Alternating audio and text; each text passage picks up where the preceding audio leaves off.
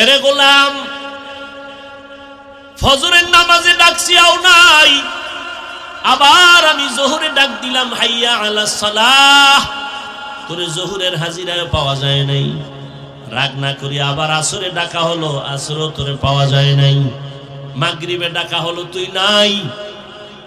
ব্যবসা ব্যবসা, চাকরি চাকরি, ব্যক্তি কাজে ব্যয় করিয়া মাগরিবেও নাই, এশার নামাজেও তোরে পাওয়া যায় নাই। আমি আল্লাহ রাগ এখনো করি নাই, বরং আমি আল্লাহ এবার নিজে রেডি হয়ে গেছি, তোরে ডাকতে আমি আসতেছি। এবার আমি আসতেছি, এতক্ষণ মুয়াজ্জিনের দিয়ে ডাকাইছি, এবার আমি আসতেছি। রাতের যখন গভীর, প্রথম আসমানে আমার আল্লাহ হাজির। অতিও গভীর হয় রজনী যখন, নীরবে প্রভুর নাম জপিও তখন। প্রভুর করুণা যদি পাইবারে চাও, গভীর রাতে উঠে প্রভুর গুণগান গাও। জোহরে পাই না, আসরে পাইলাম না, ফজরে পেলাম না, মাগরিবে পেলাম না, এশায় পেলাম না। এখন আমি আল্লাহর সিয়ায়, আমি আল্লাহ নিজে আইসা ডাকতেছি, আলা মিন মুস্তাগফিরিন ফাগফির লাহ, উদউনি আস্তাজিব লাকুম। বান্দা তুই আর কত ঘুমাবি? নীরব টাইমে তোর একটু ডাকতে আসছি, উঠা আমারে আল্লাহ বলে একবার ডাক দে। নদীর মাছও ঘুমায়, পাখিরাও ঘুমায়, জঙ্গলের প্রাণী ঘুমায়, আমি আল্লাহ ফাঁকে আইসা ডাকি, বান্দা একবার আমি আল্লাহরে ডাক দাও। একটা বাসায় যাইয়া রাত্র 12টায় দরজা ধাক্কাবি, কেউ খুলবে না, মোবাইলে রিং দিবি, রিসিভ হবে না। মাও ঘুমায়, বাবাও ঘুমায়, খুব খেয়াল করিও। সব ঘুম, মনে হয় মরে গেছে, এত দরজার উপরে ধাক্কা, আওয়াজ নাই, এমন মরা মরছে। কিন্তু তোর আম্মা জানের পাশে একটা বাচ্চা আছে, 8 মাস 9 মাস 11 মাসের বাচ্চা ঘুমায়। দেখ, ঘরের দরজাগুলো এত জোরে জোরে আঘাত করে, মা টের পায় না, মোবাইলে রিসিভ হয় না, রিং হইতেছে, বাহির থেকে রিংটোন আমি শুনতেছি, কিন্তু আমার ঘরের মা শুনে না, ম্যাডাম শুনে না। কিন্তু আম্মা জানের পাশে বাচ্চাটা হালকা করে একটু আওয়াজ দিছে, মা সজাগ হয়ে গেছে। ও বান্দা, নজর কর, আমি আল্লাহ তোরে কত আদর করে বানাইছি। আমি আল্লাহ তোরে ভোর রাত্রে, এমন একটা রাত্র নাই যে আমি আইসা তোরে ডাকি না। তোর কি প্রয়োজন বল, তোর টাকা নাই বল, তোর গুনাহ করছো আমার কাছে বল, ভোর রাতে আমি আল্লাহরে ডাক দে। ওরে, একটা বাচ্চা যখন মাকে আম্মু বলে ডাক দেয়, যত ঠান্ডা থাক না কেন, কাঁচা ঘুমেও যদি মা থাকে, বাচ্চা যখন আম্মু কয়া ডাক দিছে, মায়ের ঘুম ভেঙে গেছে। বাচ্চা কয়, আম্মু আমি বাথরুমে যাবো। মাত্র মা ঘুমাইছে, কাঁচা ঘুম, মা সব ফালাইয়া বাচ্চা নিয়ে বাথরুমে, বাবা তো ঘুমায়, কোনো খবর নেই। আল্লাহ বলেন, দেখ, তোর মা আসল কাঁচা ঘুম বাদ দিয়ে তোর একটা ডাক শুই না তাড়াতাড়ি বাথরুমে নিয়ে গেছে। আইসা মা শুইছে, আবার আর একটা বাচ্চা ডাক দিছে, আমার গরম লাগে কাঁথা দাও, ঠান্ডা লাগে কাঁথা দাও, লেপ কম্বল দাও। মা আবার ওই বাচ্চার আবদার পূরণ করে। ওই মায়ের থেকে তোর 99 গুণ মায়া আমি আল্লাহর বেশি। ও বান্দা, তুই জীবন ভর অন্যায় করিয়া যদি একবার মুহাব্বতে ডাক দাও আল্লাহ, ওরে বাচ্চার ডাকে যদি মার কলিজা ঠান্ডা হয়, মায়া জন্মায়, আমি আল্লাহরে যদি একবার আল্লাহ বলে ডাক দাও, আমার কেন মায়া হবে না? আমি তো আলাদা কোনো সন্তান জন্ম দেই নাই, কারো থেকেও জন্ম আমি নেই নাই। ও বান্দা, এত আদর করে তোরে বানাইছি, আমি আল্লাহ তোর ব্যবসা চাকরি লেখাপড়া বন্ধ করে বলি নাই আমারে ডাক দে। বান্দা, তুই ঘুমাবি ঠিক, তবে ভোর রাতের ঘুম তোর স্বাস্থ্যের জন্য ক্ষতি। ইয়া আইয়ুহাল্লাযীনা আমানু ইজতানিবু কাসীরাম মিনাজ-যন ইন্না বা'দাজ-যন্নি ইসমুন ওয়া লা তাজাসসাসু ওয়া লা ইয়াগতাব বা'যুকুম বা'যা আইয়ুহিব্বু আহাদুকুম আন ইয়াকুলা লাহমা আখিহি মাইতান ফাকারিহতুমুহু ওয়াত্তাকুল্লাহ ইন্নাল্লাহা তাওয়াবুর রহিম।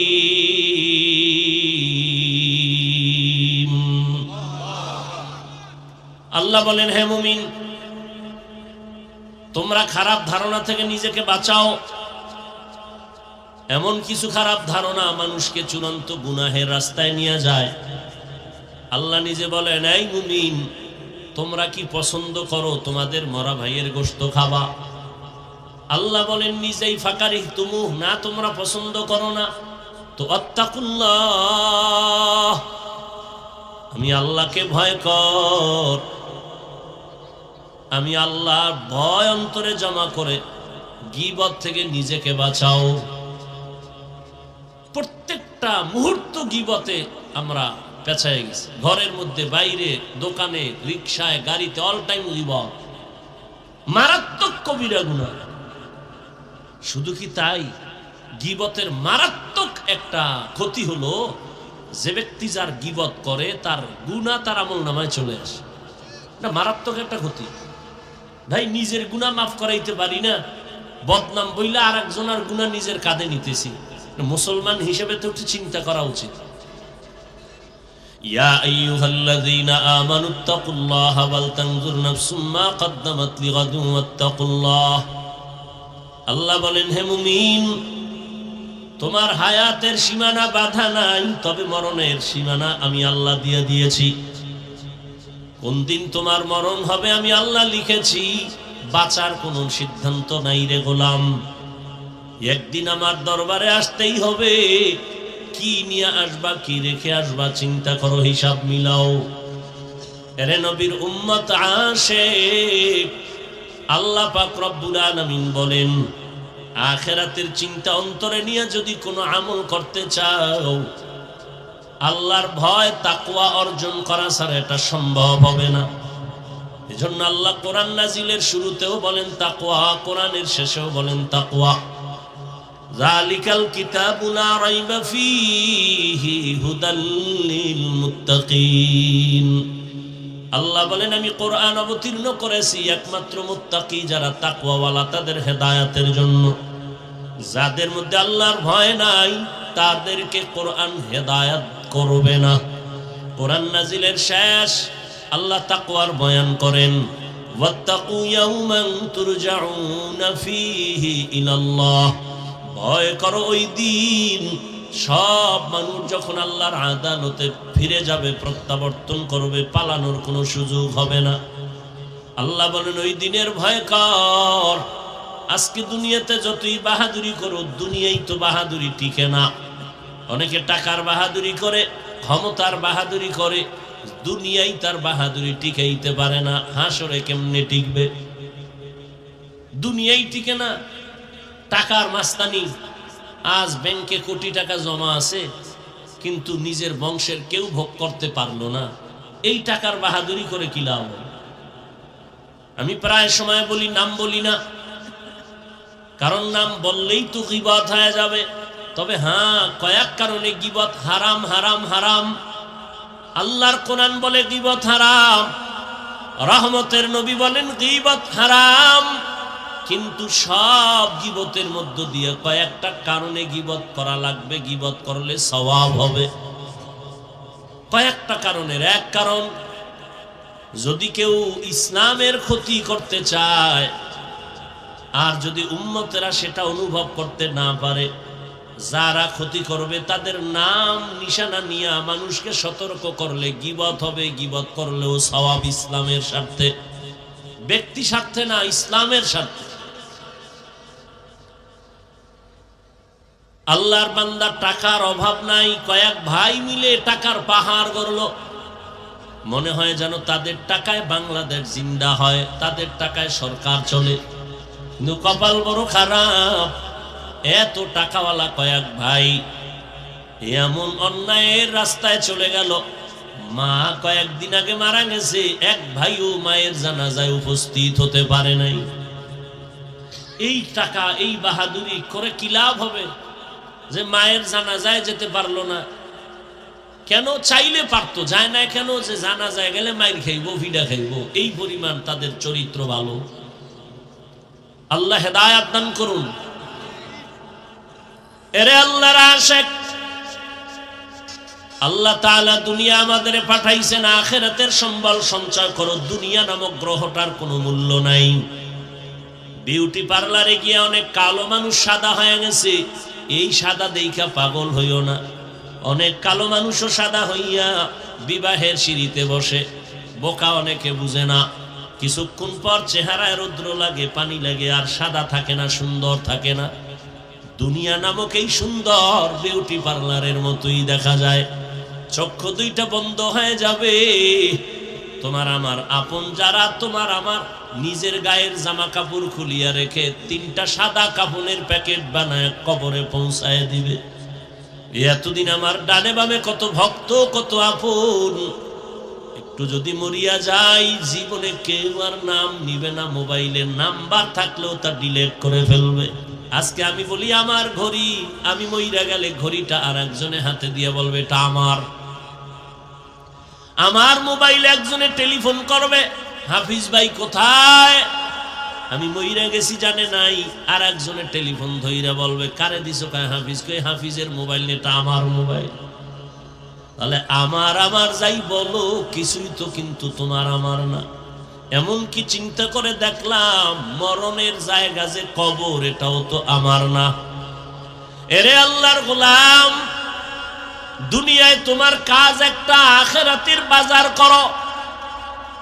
দুপুর বেলা ঘরের মধ্যে মেহমান আসবে, খানা খাইবা, কি পাক হবে ম্যাডাম বলে তাড়াতাড়ি কোম্পানিগঞ্জ বাজারে যাও, মুরাদনগরে যাও, মাধবপুরে যাও, কসবা যাও, বাজার করে নিয়ে আসো। দুপুরে মেহমান আসবে, আপনি বাজারে চলে গেলেন, বাজারে গিয়া ইলিশ মাছ কিনলেন, রুই মাছ কিনলেন, গুড়া মাছ কিনলেন, অনেক তরি তরকারি কিনিয়া বাসায় দিলেন, রান্না হয়ে গেল।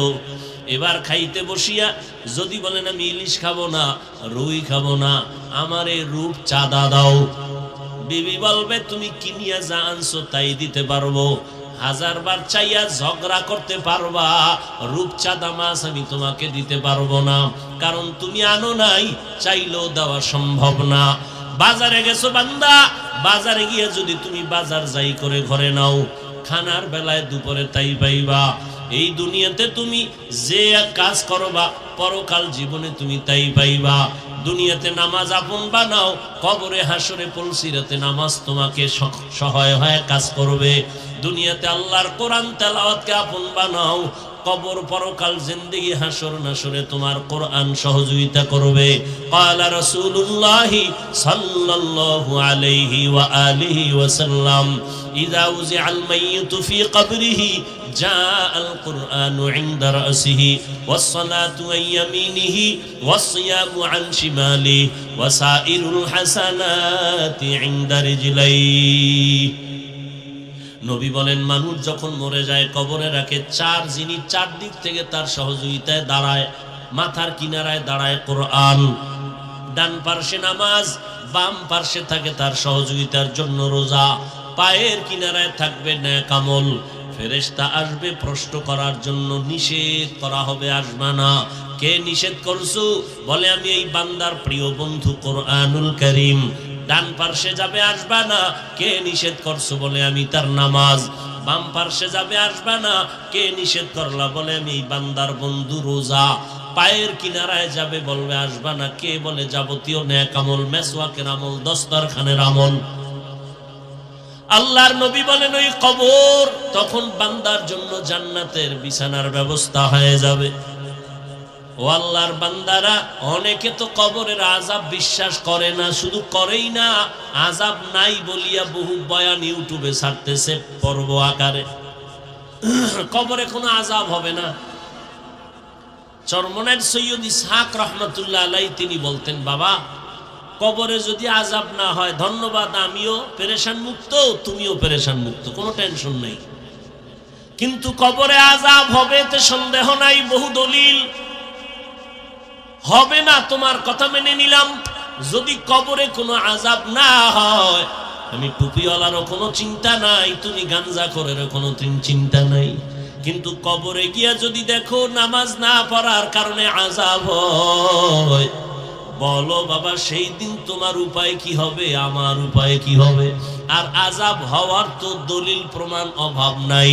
রহমতের নবী হাঁটতেছেন, পেছনে সাহাবায়ে কেরাম হাঁটতেছেন।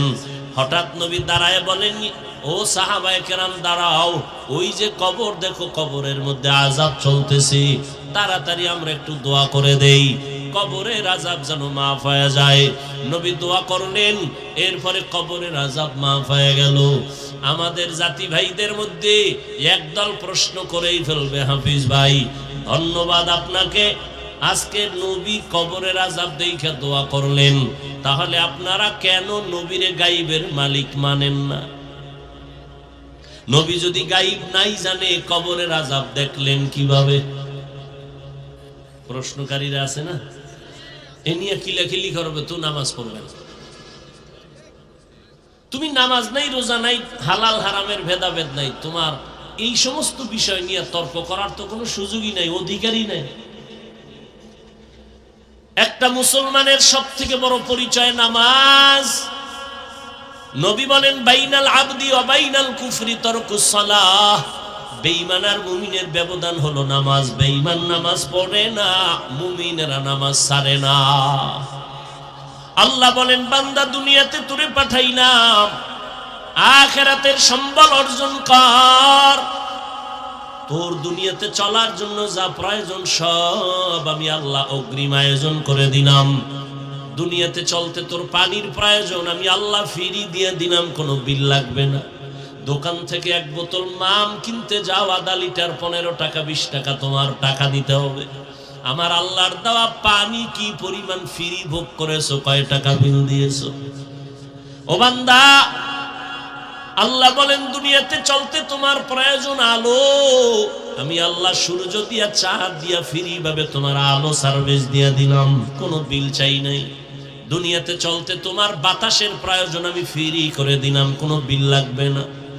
ও বান্দা, তোমার চলার জন্য রাস্তার প্রয়োজন দিলাম, খানার প্রয়োজন তাও আয়োজন করলাম। আমি আল্লাহ গর্তের পিপিলিকেরও খানা দেই, নদীর মাছেরও খানা আমি দেই, উড়ন্ত পাখির খানা দেই, জঙ্গলের প্রাণীর খানাও আমি দেই। বান্দা, তোর খানা কেন আমি দিব না? বরং সারা দুনিয়ার যত প্রাণীর খানা দেই, সব থেকে প্রিয় খানা এবং হালাল পিওর খানা তোমার জন্য আমি ব্যবস্থা করেছি। মানুষের খানা এত সুস্বাদু, এত পিওর এবং কাবার করে দিয়েছেন যেন নষ্ট না হয়। তুমি ভাত খাবা, চালের দরকার, কাবার লাগাই দিছেন। তুমি রুটি খাবা, গমের দরকার, কাবার দিয়ে দিছেন।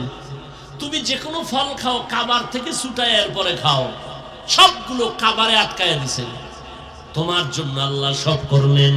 বলো গোলাম, তুমি আল্লাহর জিন্দেগির জন্য, পরকালের জন্য আল্লাহর মহব্বতে কি করেছো? সারা রাত একটা কুকুরের দিকে তাকাইয়া দেখো, মালিকের বাড়ি পাহারা দেয় সারাটা রাত, কোনদিন মালিকের সাথে কুকুর বেয়াদবি করে না। একটু বলবানি রে যুবক বাবা, ওই কুকুর সারা রাত পাহারা দিয়া বেতন কত পায়? 1 টাকাও বেতন নাই, বরং লাথি আর গালাগালি পায়। আজও পর্যন্ত কোনো প্রমাণ কেউ দিতে পারবা না যে কুকুর মালিকের সাথে বেয়াদবি করেছে। নতুন মেহমান আসছে বাসায়, কুকুর চিনে না, ঘেউ ঘেউ করে আওয়াজ দিছে, মালিক কয় আমার মেহমান থাম, কুকুর ঠান্ডা হয়ে গেল। মালিকের লাথি আর গালি খাইয়াও কুকুর মালিকের সাথে বেয়াদবি করে না। আর তুমি একজন আশরাফুল মখলুক মানুষ, আমার মালিক আমার আল্লাহ, ওই মালিক থেকে তুমি কি পাও নাই? সব তুমি পেয়েছো। আল্লাহর দেয়া পানি তোমার বাবায় দেয় নাই, আল্লাহর দেয়া সূর্যের আলো, চাঁদের আলো, জমিনের ফসল খাও, গাছের ফল খাও, আমার আল্লাহর দেওয়া তোমার বাবা দেয় নাই। রাতের বেলা ঘুমাইয়া যাও, ঘুমের মানুষ তো মরা, ঘুমের সময় তো মরার দোয়াই ভরে মানুষ। আল্লাহুম্মা বিসমিকা আমুতু, ও আল্লাহ তোমার নামে আমি মরতেছি, তোমার নামে মরে যাইতেছি। এমন মরা মরছে, চোর ঢুইকা সব লয়ে গেছে, টের পায় না কি পরিমাণ মরা মরলো।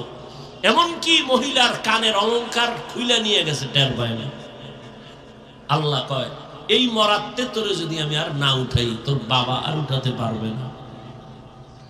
মহামারী করোনার ভেতরে কত প্রাণ আমি নিয়ে গেলাম, করোনার বাতাস কিন্তু তোর গায়েও লাগছে রে যুবক। আমি আল্লাহ তোকে নিয়ে যেতে পারতাম, আমি তোর জীবনটা বোনাস দিয়ে দিলাম, তওবা করে সঠিক পথে চল। মহামারী করোনা আমি আল্লাহ তোরে নেই নাই, তোর আপন কত বন্ধুরে নিয়ে নিলাম। ডেঙ্গুতে তোর কত আপন চলে গেল, আমি তোকে নেই নাই। একই গাড়িতে বসে আছো, অ্যাক্সিডেন্ট হয়ে গেছে, 10 জন মরে গেছে, তোরে নেই নাই। এরে বান্দা, ছাত্র জনতার বৈষম্য বিরোধী আন্দোলনে কত তাজা তাজা প্রাণ চলে গেল, আমি আল্লাহ তোরেও নিয়ে যাইতে পারতাম, আমি তোরে নেই নাই। কয়দিন আর বাহাদুরি করবি? আমার দেওয়া নিয়ামত দিলাম সব তোমার জন্য। ও বান্দা, আখিরাতের সম্বল সঞ্চয় করে নাও। হায়াতটা শেষ হয়ে গেলে আর তোমার ডানে বামে কাউকে পাইবা না। ও আল্লাহর গোলাম, আল্লাহ পাক এ কথা তোমাকে বলে না যে তুমি ব্যবসা ছাড়ো, চাকরি ছাড়ো, তুমি 24 ঘন্টা আল্লাহর হুকুম মতো জিকির করো। আল্লাহ আইন করেন নাই, বরং আল্লাহ কত দয়াময়। 24 ঘন্টার প্যাকেট বানায় আমি রাত আর দিনকে মানুষের দিয়ে দিলাম, এর বাইরে কেউ চলার উপায় নাই। তবে এই 24টা ঘন্টার থেকে 22 ঘন্টা সময় তোমার ব্যক্তি কাজে দিয়ে দিলাম, যাও। এই 24 ঘন্টার 22 ঘন্টা তুমি ব্যবসা করো, চাকরি করো, লেখাপড়া করো, পার্সোনাল কাজে ব্যয় করো। থাকলো কয় ঘন্টা? মাত্র 2 ঘন্টা সময়। এটা তুমি আল্লাহর মহব্বতে, আখেরাতের তোমার কল্যাণে, আখেরাতের জন্য তুমি রিজার্ভ করে দাও। তাও একত্রে না। যদি বলতাম একটানা 2 ঘন্টা তেলাওয়াত করতে হবে, বান্দা তোর কষ্ট হতো। আমি যদি বলতাম 2 ঘন্টা একসাথে নামাজে দাঁড়াতে হবে, তোমার কষ্ট হতো। আমি আল্লাহ 22 ঘন্টা তো আলাদা দিয়েই দিলাম, বাকি যে 2 ঘন্টা এটা আমার জন্য না, তোমার কল্যাণে, আখেরাতের অ্যাকাউন্টে জমা রাখবা। তাও একত্রে না, ভাগ করে দিছি, যাতে তোমার ব্যবসার ক্ষতি না হয়, চাকরির ক্ষতি না হয়, লেখাপড়ার ক্ষতি না হয়। বলে তা কেমনে? ফজরের 4 রাকাত নামাজে 20 মিনিট দাও। এরপরে তুমি আবার দোকানে চলে যাও,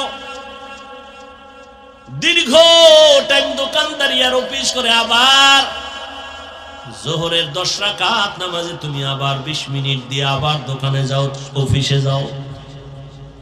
তোমার ব্যক্তিকার শেষ, আবার এক ফাঁকে আইসা 20 মিনিট দিয়ে আসরের 4 রাকাত নামাজ পড়ে আবার দোকানে যাও। আবার মাগরিবের 5 রাকাত নামাজে 20 মিনিট দিয়া চলে যাও দোকানে, অফিসে, ব্যক্তিগত কাজে। আবার কিছুক্ষণ পরে 9 রাকাত নামাজে সার সময় 20 মিনিট সময় দিয়া বাসায় যাও। বাসায় যাইয়া মা বাবা, পরিবার, সন্তানের হক আদায় করে ঘুমিয়ে পড়ো।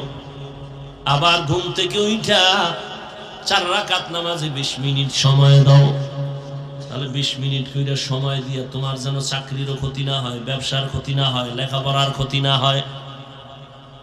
এইভাবে আমি আল্লাহ তোরে দয়া কইরা ভাগ করে দিলাম। তোর ব্যবসারও বন্ধ করতে বলি নাই, চাকরিরও ক্ষতি করি নাই। ফাঁকে ফাঁকে গিয়া 20 মিনিট 20 মিনিট 20 মিনিট 20 মিনিট সময় দিয়া নামাজ পড়বি। আমি আল্লাহ মুয়াজ্জিনের দিয়া ডাকতেছি, তাড়াতাড়ি আয়, আসসালাতু খায়রুম মিনান নাওম। ও বান্দা, তোর ব্যবসায় পাগল হইয়া দুনিয়ায় এমন মজা পাইছো, ফজরের হাজিরায় তোরে মসজিদে পাওয়া যায় নাই। আমি আল্লাহ রাগ করিয়া খানা বন্ধ করি নাই, বাতাস বন্ধ করি নাই, সূর্যের আলো বন্ধ করে দেই নাই।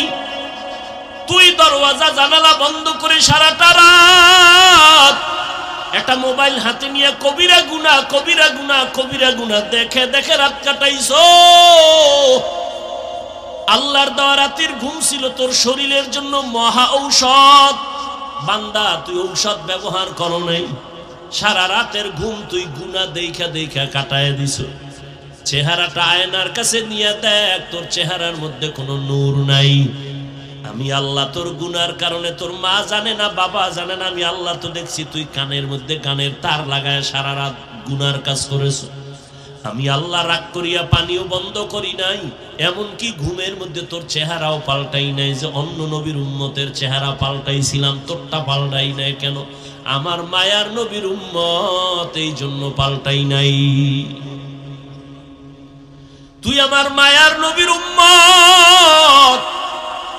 আমি আমার নবীরে কতটা মায়া করি, মুসা নবী আমার বন্ধু, ঈসা নবী আমার বন্ধু, ইব্রাহিম আমার বন্ধু, ইউসুফ নবী আমার বন্ধু, ইসমাইল আমার বন্ধু, মুহাম্মদ আমার বন্ধু। তবে ব্যবধান, সব নবী রাসূল আমি আল্লাহ তাআলার আশিক, আর আমি আল্লাহ নিজে শুধু মুহাম্মদের আশিক। ইমামুল আউয়ালিনাল আখিরিন বাহরে সাদকা রাহমাতাল লিল আলামিন। কেমন নবী! ওই নবীর উম্মত হওয়ার কারণে তোর গুনাহ করার পরও চেহারা পাল্টাই নেই। অন্য নবীর উম্মতেরা গুনাহ করলে আমি ঘুমের মধ্যে চেহারা পাল্টায় বানর বানায় দিতাম, শূকরের মতো বানায় দিতাম। তুই এর থেকে গুনাহ কম করো না, পাল্টাই না কেন? তুই যে আমার মায়ার নবীর উম্মত। তবে দুনিয়ায় কিছু না কইলেও এই যে রাতের ঘুম শরীরের জন্য খোদার কসম শরীরের মহা ঔষধ ফ্রি। তবে চিকিৎসা বিজ্ঞানীরা লিখেছে গুগলে আকাম করো কা মোবাইলে, ভালো করার তো মোবাইলে বহুত অপশন আছে, নাই? আজকে গুগলে সার্চ দিবি, ব্রেন নিয়ে সার্চ দে, ইউটিউবে সার্চ দে ব্রেন কি। এই খালি ব্রেন নিয়ে গবেষণা ইউটিউব দেখবি, তোর 1 মাস লাগবে এটা বুঝতে। এবার কাগজ কলমে লিখবি ব্রেনের কতটা অপশন আছে ভেতরে, এগুলো কিভাবে কিভাবে তৈরি। চিকিৎসা বিজ্ঞানীরা সবগুলো ডিটেলস গুলো ভিডিও আকারে দিয়ে দিছে। আকাম দেখো কেন? এগুলো দেখে জ্ঞান বাড়াইতে পারো না? জীবনে কি নিয়ে মরবি? বরদোয়া, মায়ের বরদোয়া, বাবার বরদোয়া, শিক্ষকের বরদোয়া, এই শুধু মোবাইলকে কেন্দ্র করে তোর জীবনটা চূড়ান্ত নষ্ট করে ফেললি। না মা তোরে ভালো জানে, না বাবা ভালো জানে, না শিক্ষক ভালো জানে, না আলেম ভালো জানে। তুই এখন মরলে তোর মাও খুশি মনে মনে, যেন একটা বালা মুসিবত দূর হয়ে গেছে। কারণ এই ছেলের চরিত্র এত খারাপ যে কোথাও গিয়া লজ্জায় মুখ দেখাতে পারি না। তুই মরে যাবি, তোর মা খুশি। এবার বুঝ তোর কপাল কত খারাপ। জীবনে কি অর্জন করেছো?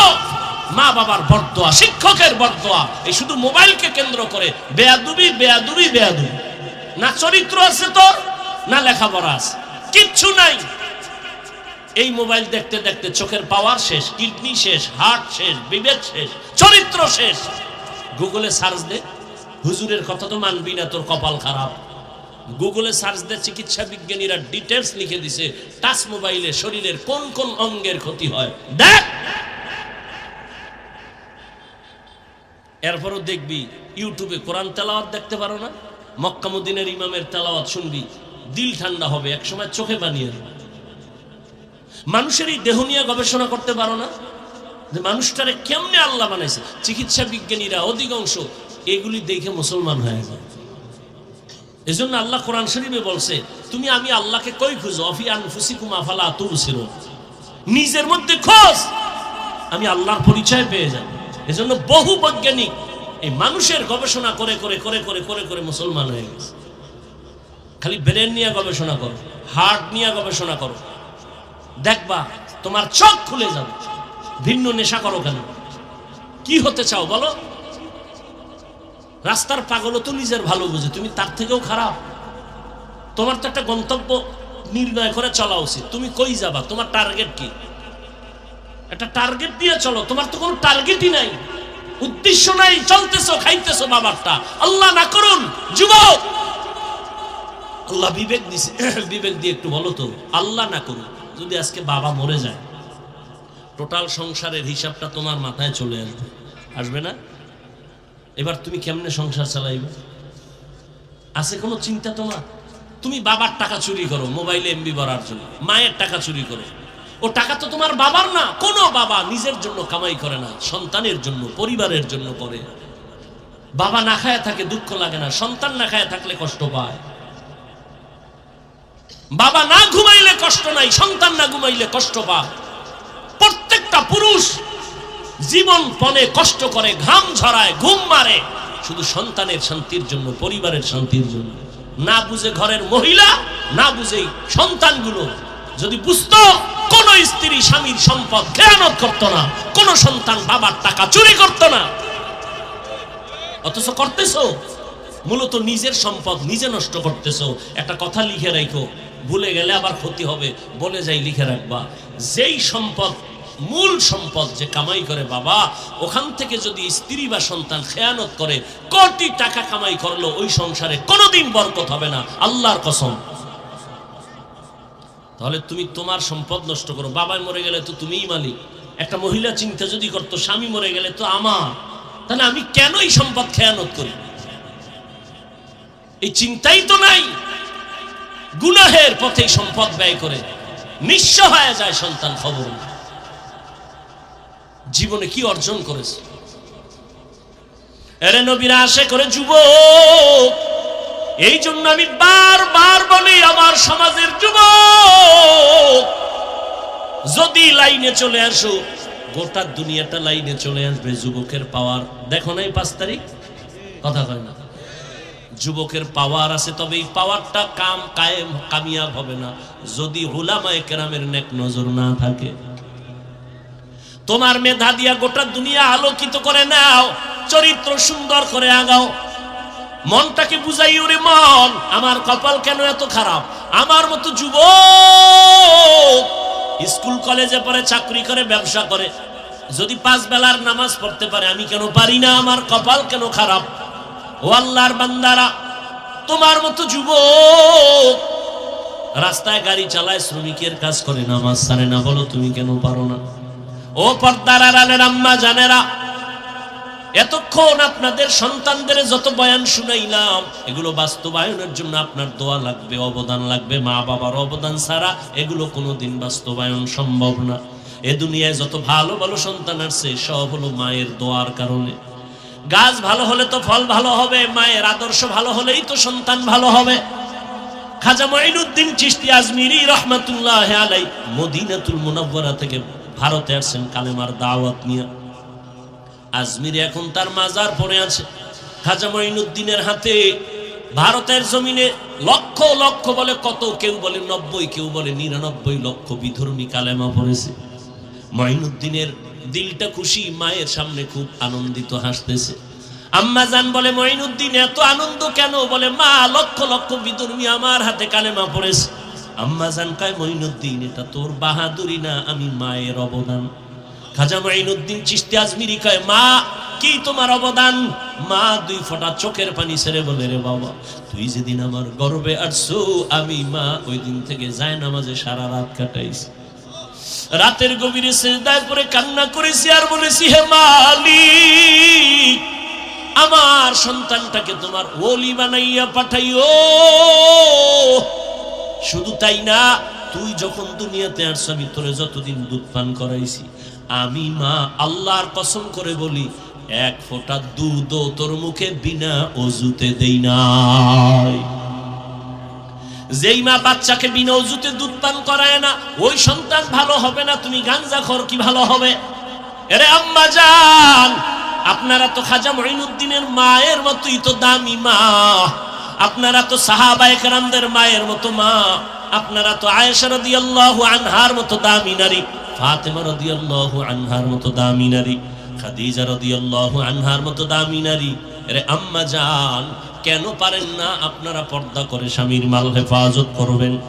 এই অঞ্চলে আপনার মতো বহু মহিলা আছে, খবর নেন, 5 ওয়াক্ত নামাজ পড়ে, বেপরদায় চলে না, মোবাইলে চরিত্র বিক্রি করে না, স্বামীর মালের খেয়ানত করে না, সন্তানগুলো দিনের পথে চালানোর জন্য চেষ্টা চালায়। মা আপনি কেন পারবেন না?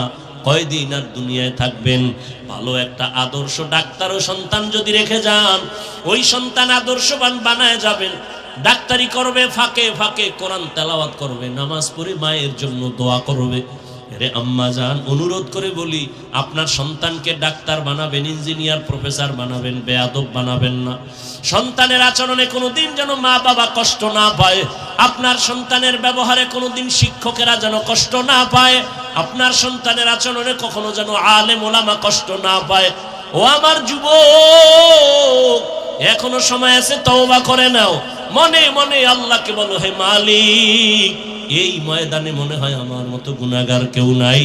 জীবনে কত দাড়ি কাটলাম, বেপরদায় চললাম, নামাজ ছাড়লাম, কত আর এই বাহাদুরি করবো, তো দিন দিন দুর্বল হয়ে যাই, রোগ বেড়ে গেছে। কোন দিন যেন মরণ আসবে, আল্লাহ তওবার নিয়ত করতেছি, আর নামাজ ছাড়বো না, দাড়ি কাটবো না, বেপরদায় চলবো না।